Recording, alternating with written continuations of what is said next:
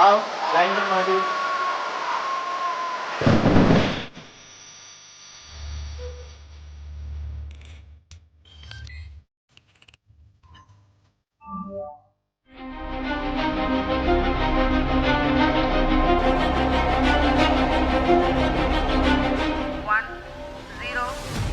ஒரு வெற்றி 140 கோடி மக்களுக்கு சொந்தமாகி இருக்கிறது.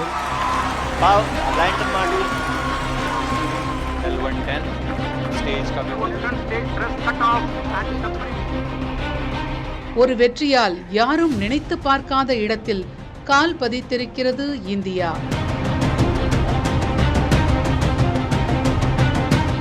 ஆம், நிலவில் இந்தியா நடக்கத் தொடங்கிவிட்டது.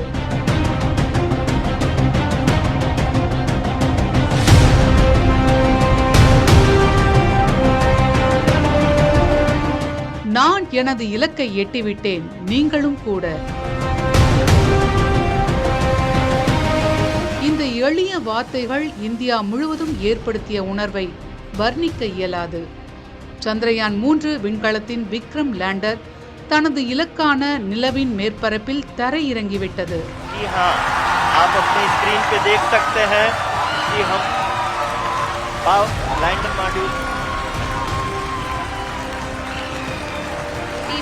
Are applauding.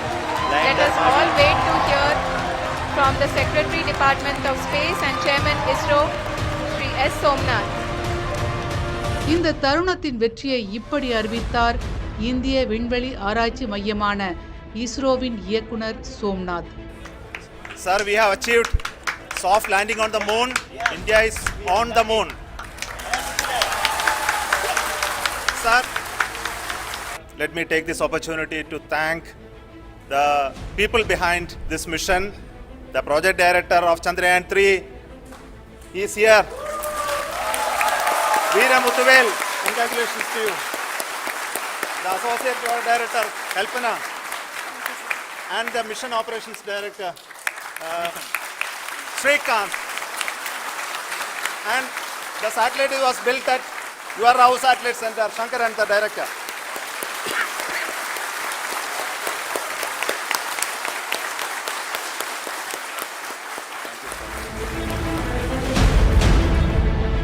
நொடிக்கு நொடி பரபரப்பை ஏற்படுத்தி கொண்டிருந்த சந்திரயான் 3 விக்ரம் லேண்டர் மென் தரையிறக்க முறையில் நிலவின் தென் துருவத்தில் தரையிறங்கியது. இதன் மூலம் நிலவின் தென்பகுதியில் தரையிறங்கிய ஒரே நாடு என்ற பெருமையை பெற்றிருக்கிறது இந்தியா என்கிறார் சந்திரயான் 3 திட்டத்தின் இயக்குனர் Veeramuthuvel. It's a great moment of happiness on behalf of team. It gives me immense satisfaction on achieving this goal as a project director of this mission. The entire mission operations right from launch till landing happened flawlessly as per the timeline, and we became the 4th country to land to demonstrate the soft landing onto the moon surface, and we became the first country to go to the near to the south pole of the moon.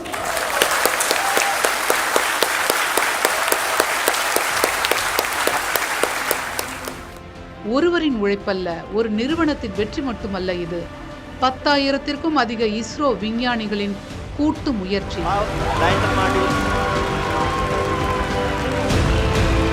ஒட்டுமொத்த இந்தியாவின் சாதனை.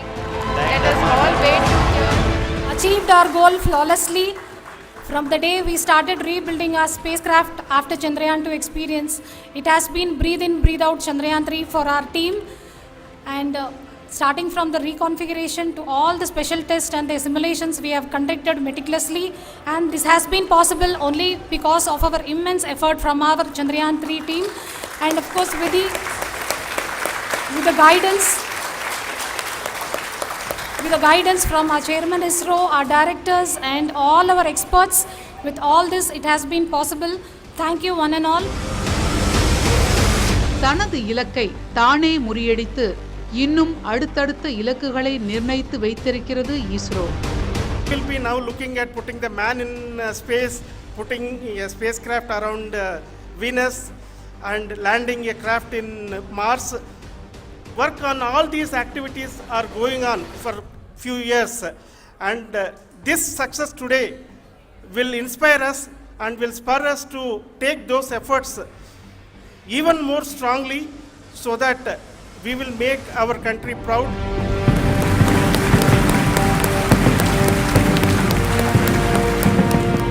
நிலவின் பல்வேறு பகுதிகளில் America, சீனா, Soviet Russia ஆகிய நாடுகள் கால் பதித்திருந்தாலும் தென் துருவத்தில் கால் பதித்த முதல் நாடாகி பெருமை சூடியிருக்கிறது இந்தியா. இதில் கிரையோஜெனிக் என்ஜின் தொழில்நுட்பத்தின் வெற்றியை கொண்டாடி கொண்டிருக்கிறது இஸ்ரோவின் திரவ எரிபொருள் உந்து மையம். ரொம்ப ஒரு சந்தோஷமான ஒரு அக்கேஷன். எங்களுக்கு மட்டும் இல்லை, நம்ம இந்தியர்கள் உலகத்தில் எங்கெல்லாம் இருக்காங்களோ அவங்க எல்லாருக்கும் ஒரு பெருமையான ஒரு நாள், ஒரு கோல்டன் டேன்னு நான் சொல்லுவேன். சந்திரயான் 3இல் திரவ எரிபொருள் பயன்பாட்டில் பின்பற்றப்பட்ட தொழில்நுட்பமும் வெற்றிக்கு உந்து சக்தியாகி இருக்கிறது. நான் liquid propulsion system centre director. வலியமலையில் ஒரு ஆஃபீஸ் இருக்குது, பெங்களூர்லேயும் ஒரு ஆஃபீஸ் இருக்குது. நாங்கள் இந்த சந்திரயான் ப்ரோக்ராமுக்கு மொத்தம் 4 என்ஜின் சிஸ்டம் கொடுத்துருக்கோம். இந்த லான்ச் வெஹிக்கிளில் ஒரு லிக்விட் ஸ்டேஜும் ஒரு கிரையோஜெனிக் மிகவும் தாழ்ந்த வெப்பநிலையில் உள்ள இந்த திரவ ஆக்சிஜன் திரவ ஹைட்ரஜன் வச்சு எரியக்கூடிய ஒரு என்ஜின். அதுக்கு பிறகு அதை இப்போ 36,500 கிலோமீட்டர்லேருந்து நம்ம கிட்டத்தட்ட 4 லட்சம் கிலோமீட்டர் போயாக்கும் சந்திரனுக்கு போகணும். அங்கே போனது மட்டும் இல்லை, நீங்கள் கரெக்டாக அந்த இடத்துக்கு போகணும். போயிட்டு சந்திரனில் கேப்சர் ஆகணும். கொஞ்சம் தள்ளி போயாச்சுன்னா அது வெளியே போயிடும், சந்திரனில் கேப்சர் ஆகணும். இதெல்லாம் செய்கிறதுக்கு ஒரு ப்ரொபல்ஷன் சிஸ்டம் நாங்கள் டெவலப் பண்ணியிருக்கோம். அது ஒரு ப்ரொபல்ஷன் மாடியூல் உள்ள ப்ரொபல்ஷன் சிஸ்டம். அது 10,767.27 செகண்ட் 10 தடவை ஃபயர் பண்ணி தான் இந்த ஆப்ரேஷன் செய்து கரெக்டாக சந்திரனுக்கு கொண்டு போனது. அங்கே கொண்டு போயிட்டு லேண்டர் சிஸ்டம் கிட்டத்தட்ட 6,100 km/h ஸ்பீடில் சுற்றிட்டு இருந்தது. 6,100 கிலோமீட்டர்னா உங்களுக்கு தெரியும், காருக்கு ஸ்பீடு 100 km/h தான். Aeroplane speed 800 km/h. அதோட 8 டைம் ஸ்பீடில் சுற்றிட்டு இருக்கத ஒரு 19 மினிட்ல ஸ்பீடை குறைச்சி கொண்டு ஒரு ஸ்டூல் இருக்க மாதிரி தரையில் இறங்கியிருக்கும். அது இறங்கிறதுக்கு ஒரு ப்ரொபல்ஷன் சிஸ்டம் பெரிய ஒரு காம்ப்ளெக்ஸ் சிஸ்டம். அந்த சிஸ்டமை நாங்கள் தான் டெவலப் பண்ணியிருக்கோம். அந்த சிஸ்டம் நீங்கள் பார்த்துருப்பீங்களே, கரெக்டாக பர்ஃபெக்டாக ஒர்க் பண்ணி கரெக்டாக இட் லேண்டட். அதனால my team, I am proud of my team, Liquid Propulsion System Center, my team, I am so proud. They have done excellent job. Not only that, as a ISRO person, I am proud that ISRO has done a great contribution for making this country as a developed country in 2047.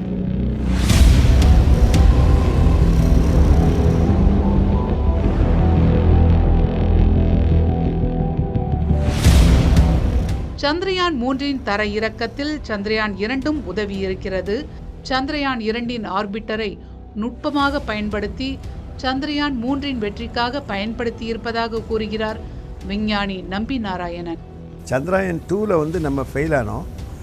Chandrayaan 2ல் அந்த மாதிரி fail ஆகாமல் soft land பண்ணணும் அப்படிங்கிறது நம்முடைய எய்மாக இருந்தது. அதுக்காக நம்ம எல்லா முயற்சிகளையும் அந்த சைடில் தான் கான்சன்ட்ரேட் பண்ணோம்.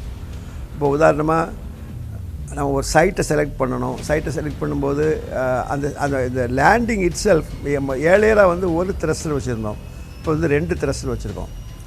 அதே மாதிரி இந்த ஸ்டெபிலிட்டிக்கு ஏழையர் 3 லெக் இருந்தது, இப்போ 4 லெக். இந்த மாதிரியான இம்ப்ரூவ்மெண்ட்ஸ். ஆல்சோ இதனால் கொஞ்சம் வெயிட்டை கூட்ட வேண்டியது இருந்தது.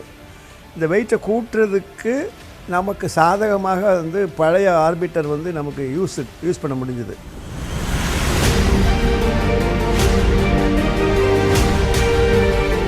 சந்திரயான் 1 சிறு புள்ளி, அதுக்கு அடுத்த புள்ளியாக சந்திரயான் 3 அமைஞ்சது. அடுத்தது ஒரு பெரிய கோடு அல்லது பெரிய வட்டமாக மாறி நிலவில் ஒரு கண்டம் உருவாவதற்கான வாய்ப்பு இருக்குது. ஏன்னா நேர்களால் பறிக்கப்பட்டது பூமியினுடைய கண்டம் என்பதை தாண்டி விண்வெளியால் பிரிக்கப்பட்ட இன்னொரு கண்டமாக நிலவும் உருவாவதற்கான வாய்ப்புகளை நோக்கி இந்தியாவினுடைய இந்த நிலவு பயணம் உலக நாடுகளே திருப்ப போகுது அப்படின்னு நினைக்கிறேன். சந்திரயான் 3இல் பின்பற்றப்பட்டுள்ள தொழில்நுட்ப வளர்ச்சி நமது இஸ்ரோ விஞ்ஞானிகளின் அறிவியல் ஆற்றலை உலகுக்கு வெளிக்காட்டிக் கொண்டிருக்கிறது. அவற்றில் ஒன்று விண்கலத்தில் பயன்படுத்தப்பட்டுள்ள AI எனப்படும் செயற்கை நுண்ணறிவு தொழில்நுட்ப திறன்.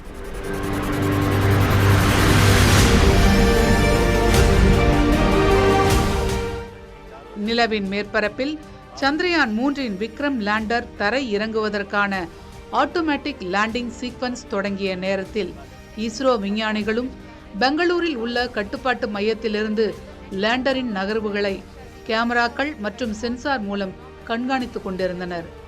31 கிலோமீட்டர் உயரத்திலிருந்து ஒவ்வொரு கட்டமாக லேண்டர் இறங்கிய போது அதன் ஒவ்வொரு கட்டங்களையும் உயரத்தையும் வேகத்தையும் இஸ்ரோ விஞ்ஞானிகள் கண்ணிமைக்காமல் பார்த்து கொண்டிருந்தனர்.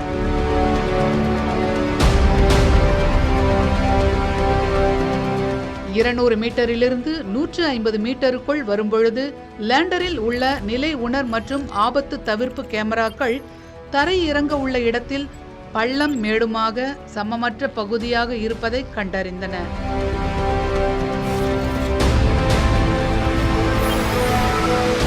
அந்த கணத்தில் கட்டளை மையத்தில் அமர்ந்திருந்த விஞ்ஞானிகள் முகத்தில் சற்று பதற்றம் தெரிந்தது. அப்போது சந்திரயான் லேண்டரில் பொருத்தப்பட்டுள்ள செயற்கை நுண்ணறிவு கணினி கேமராக்கள் மூலம் பெறப்பட்ட கட்டளைகளை தானாக செயல்படுத்தியது. அதன்படி 7 கிலோமீட்டர் உயரத்தில் இருக்கும் பொழுதே தரை இறங்கும் பகுதியில் ஒரு சமமற்ற நிலையை உணர்ந்த செயற்கை நுண்ணறிவு திறன் 150 மீட்டர் உயரத்தில் அதை உறுதிப்படுத்தி தரை இறங்கும் பகுதியை கிடைமட்டமாக சற்று நகர்த்தியது.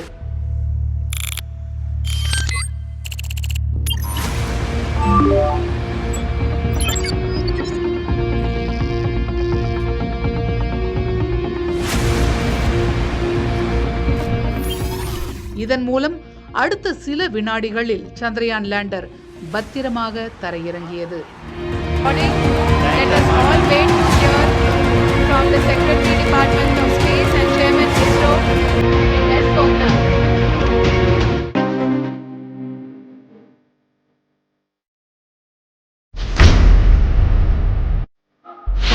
சந்திரயான் 3 விண்கலத்தின் லேண்டர் விக்ரம் தரையிறங்கிய நிலையில் அடுத்த 3 மணி நேரத்தில் லேண்டருக்குள் இருந்து வெளிவந்த பிரக்யான் ரோவர் நிலவின் பரப்பை அடைந்தது. தொடர்ந்து ரோவர் தனது இயக்கத்தின் மூலம் நிலவின் மேற்பரப்பில் ஒரு சிறிய இலக்கை அடைந்ததாக தெரிவிக்கப்பட்டது.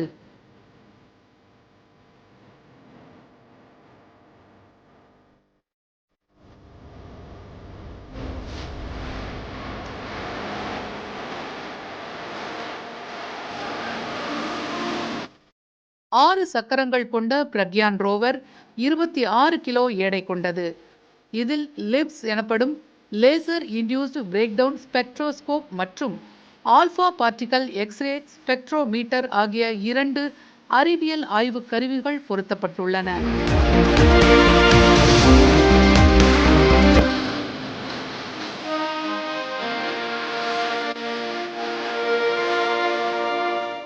லேசர் இன்டியூஸ்டு பிரேக்டவுன் ஸ்பெக்ட்ரோஸ்கோப் நிலவின் மேற்பரப்பு குறித்து துல்லியமான ஆய்வுகளை மேற்கொள்ளும்.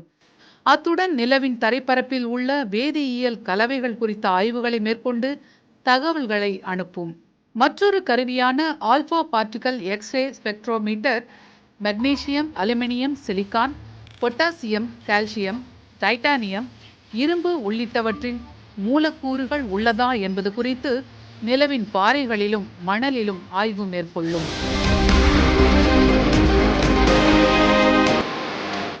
ரோவரில் 2 கேமராக்கள் உள்ளன. அதன் மூலம் லேண்டரில் இருந்து ரோவர் எந்த திசையில் எவ்வளவு தொலைவில் இருக்கிறது என்பதை தெரிந்து கொள்ள முடியும்.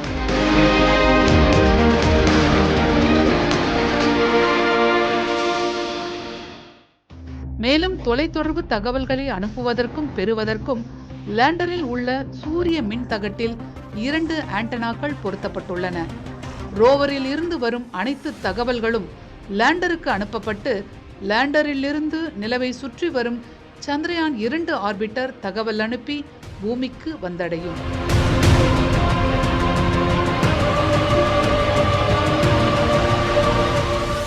நிலவில் 14 நாட்கள் என்ன செய்ய போகின்றன சந்திரயான் லேண்டரும் ரோவரும் என்று விவரிக்கிறார் விஞ்ஞான் பிரச்சார் அமைப்பின் முதன்மை விஞ்ஞானி டிவி வெங்கடேஸ்வரன். சுமார் ஒரு 14 நாட்கள் அந்த இடத்துல வெயில் அடிக்கும். வெயில் அடிக்கணும். இப்போ நம்ம சென்னையில் பார்த்தீங்கன்னா கிழக்கில் சூரியன் இருக்கும், அப்புறம் நம்ம ஆல்மோஸ்ட் தலைக்கு மேலே சூரியன் வரும். ஆனால் அங்கே அப்படி இருக்காது, ஏன்னா இது வந்து துருவ பகுதி இல்லையா. அதனால எப்படி இருக்கும் அப்படின்னு சொன்னாக்கா, நீங்கள் வந்து பார்த்தீங்கன்னா கிழக்கில் சூரியன் இருக்கும் இறங்கின போது, அதுலேருந்து அப்படியே வடக்கா நகர்ந்து போய் அப்படியே மேற்கா நகர்ந்து போகும். சுமார் தொடுவானத்தில் ஒரு 20 டிகிரி 25 டிகிரி அளவில் அந்த சூரியன் இருக்கும். அப்படின்னா எப்போவுமே சாய்வான கதிர்கள் தான் சூரியன்லேருந்து வரும். அதனால் ஒரு உக்கிரமான உஷ்ணம் அங்கே இருக்காது, வெப்பம் ஏற்படாது. 14 நாட்கள் இருக்கும் நம்ம எதிர்பார்க்குறோம்.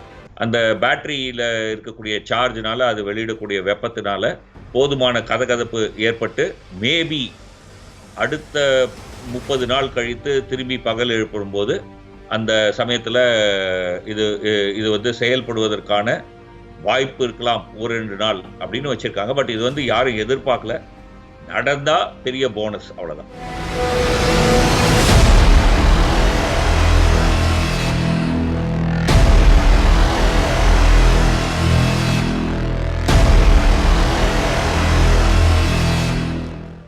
பதினாலு நாட்கள் கழித்து அடுத்த 14 நாட்கள் இரவுகளை தாண்டி திரும்ப எழுப்ப முடியுமா அப்படிங்கிற ஒரு சோதனையும் இருக்குது. அது சரியாக பிரக்ஞான் வருமா அல்லது விக்ரம் உயிர்ப்பிக்குமான்னு சொல்ல முடியாது. இருந்தாலும் அதற்கான ஒரு அமைப்பு, மின்னணு அமைப்பு கொடுக்கப்பட்டிருக்குது. அதாவது தூங்க வைக்கும் சர்க்கியூட்ஸ் அண்டு வேக்கப் சர்க்கியூட் அப்படிம்பாங்க, திரும்ப எழுப்பக்கூடிய சர்க்கியூட் அப்படின்னு. அது 14 நாட்கள் இரவை தாண்டி அடுத்த நாள் வரும்பொழுது சூரிய ஒளிப்பட்டு அந்த விக்ரம் லேண்டரும் அல்லது பிரக்ஞானும் அது ஓரளவு வெப்பம் அடைஞ்சால் பிறகு எல்லாம் சரியாக இருக்குதுன்னு தெரிஞ்சால் பிறகு திரும்ப அவற்றை எழுப்புவதற்கான ஒரு அமைப்பு இருக்குது. அதை பாதிக்கப்படும். ஒரு கால் அப்படி அது வந்துச்சு அப்படின்னா சில சமயம் வருவதற்கான வாய்ப்புகள் இருக்குது. அது வந்துச்சு அப்படின்னா நமக்கு வந்து அடுத்த 14 நாட்கள் ஒரு அடுத்த கொஞ்ச நாள் இன்னும் வருவதற்கான வாய்ப்பு இருக்குது.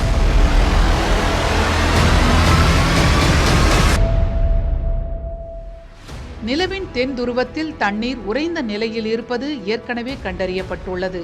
இதன் மூலம் எதிர்கால நிலவு ஆராய்ச்சி திட்டங்களுக்கான எரிபொருள், ஆக்சிஜன், குடிநீர் கிடைக்கும் என்று நம்பப்படுகிறது. நம்ம தொலைக்காட்சியிலேயே சொன்ன மாதிரி ஏற்கனவே ஆர்பிட்டர் வந்து தரைப்பரப்பில் தொலை உணர்வு மூலமாக என்னெல்லாம் தாது பொருட்கள் இருக்குதுன்னு கண்டுபிடிச்சி வச்சுருக்கு.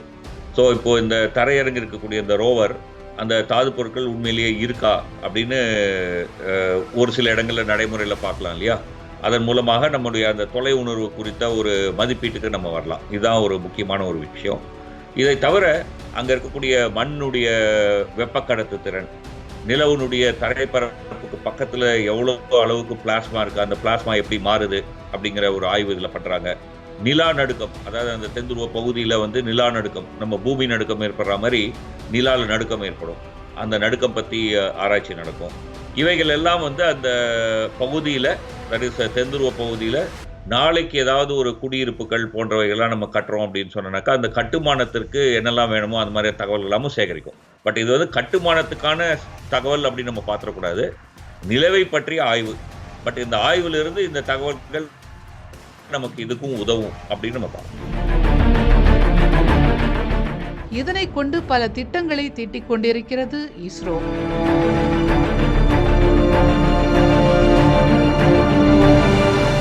சந்திரயானின் வெற்றியை உலக நாடுகள் பாராட்டி வியந்துள்ளன. அறிவியல் வளர்ச்சியால் பெற்ற இந்த வெற்றி நாட்டின் பொருளாதாரத்தை உயர்த்தக்கூடிய அளவுக்கானது என்கிறார் மூத்த விஞ்ஞானி நம்பி நாராயணன். எவ்வளவு கான்ஃபிடன்ஸ் இருந்தால் இந்த மணிக்கு இந்த டைமில் இந்த இடத்துல இப்படி இறங்குவோங்கிறத உலகத்துக்கு பூரா காமிச்சிட்டு இருப்போம்னு பாருங்கள். அதில் ஒளிவு மறைவெல்லாம் ஒன்றுமே இல்லாமல் எல்லாருக்குமே காமிச்சிக்கிட்டு தான் நம்ம அதில் வந்து இறங்கணும். அதில் வந்து அன்கொஸ்டினபிள் சக்ஸஸ்.